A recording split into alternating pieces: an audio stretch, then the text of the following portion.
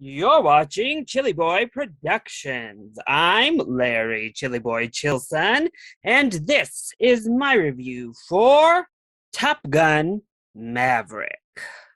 Before we get into this review, make sure to go ahead and click that subscribe button down below so that you can chill with me on each and every one of my latest videos.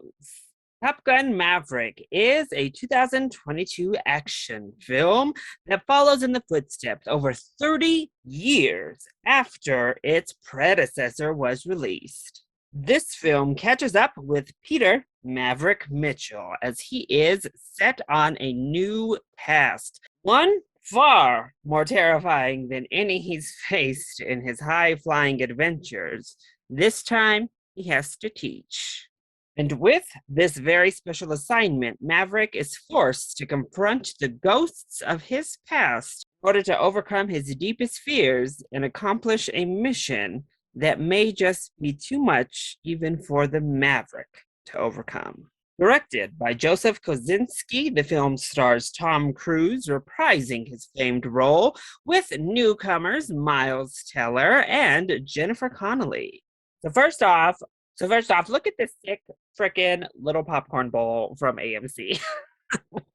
Y'all know I am a fiend. I am legitimately one of the suckers because you put something cool like this in front of me at the stand and I'm gonna buy it. This little lid pops off, which I'm not gonna do right now because it's a little bit difficult to get back on. But I just thought this was too cool to pass up. So it'll be going there with my other crazy tins of recent times, the Batman cowl and the Doctor Strange.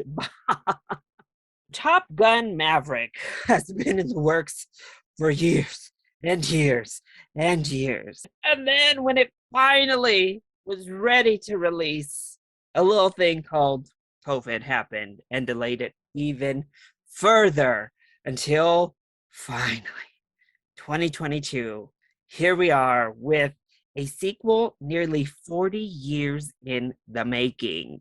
The Top Gun has its place, certainly has a legion of dedicated hardcore fans, but especially upon rewatch, it's an 80s action film, that's for sure. And if I'm being honest, the best thing about Top Gun is just how damn homoerotic it is. I mean, come on. Honestly, I personally wasn't really clamoring for a sequel to Top Gun. It was fun. It's cool as an 80s action cheesy flick. That was about it. But then the buzz came hard, like insane. We're hearing Best Picture. We're hearing Best Action Film of all time. One of the best sequels ever. That kind of stuff is hard to ignore. And you add on top of that this amazing single from Miss Lady Gaga. Yeah, I have to say I got hyped.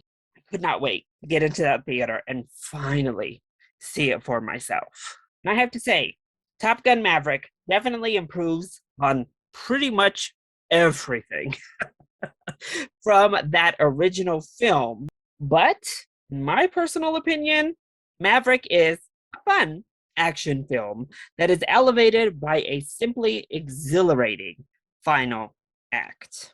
So let's go ahead and kick things off with the positives. Well, that final act is amazing. We have a really big action set piece that takes up pretty much the entirety of the climax in this film, and it is edge of your seat, gripping action. This is easily the best aerial action I have ever seen put to film.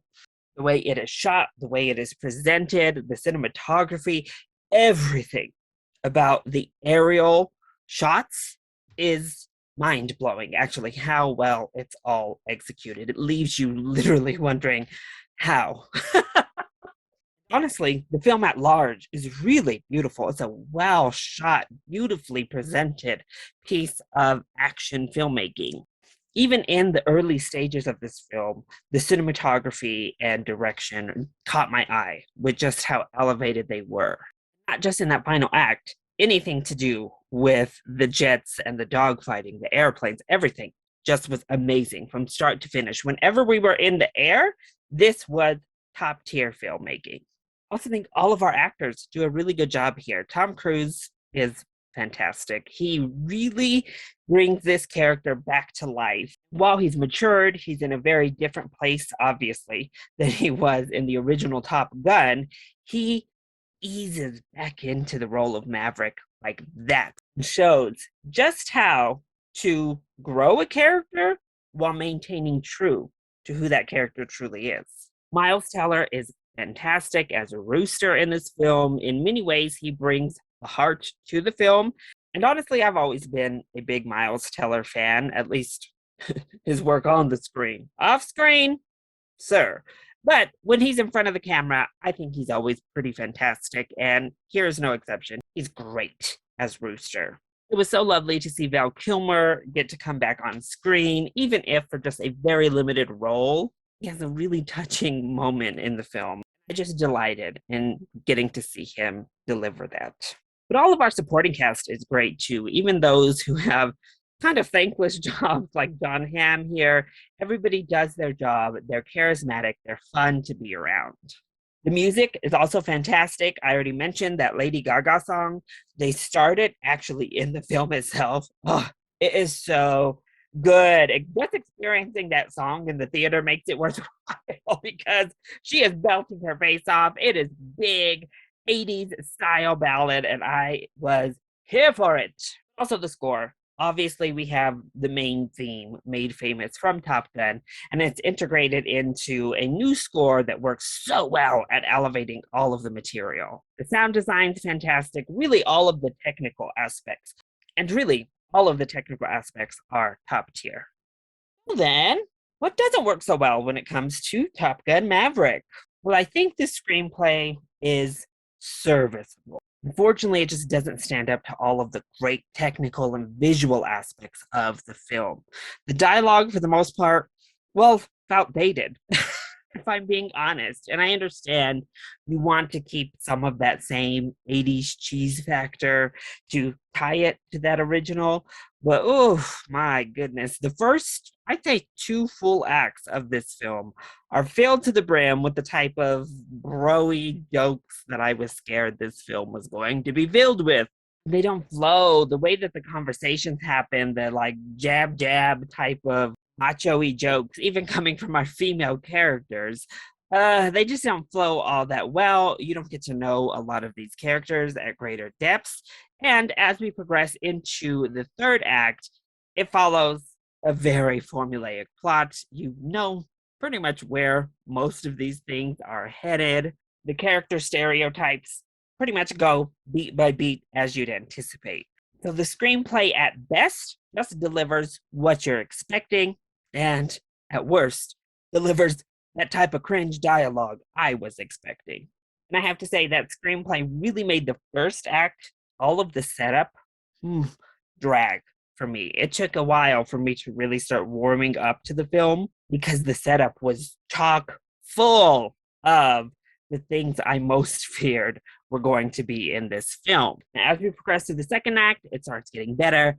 And as I said, that third act really elevates the entirety of the film itself. Also, we're introduced to Jennifer Connelly's character, who was not in the original Top Gun. And they do their best to really try and flesh out this relationship here, this dynamic.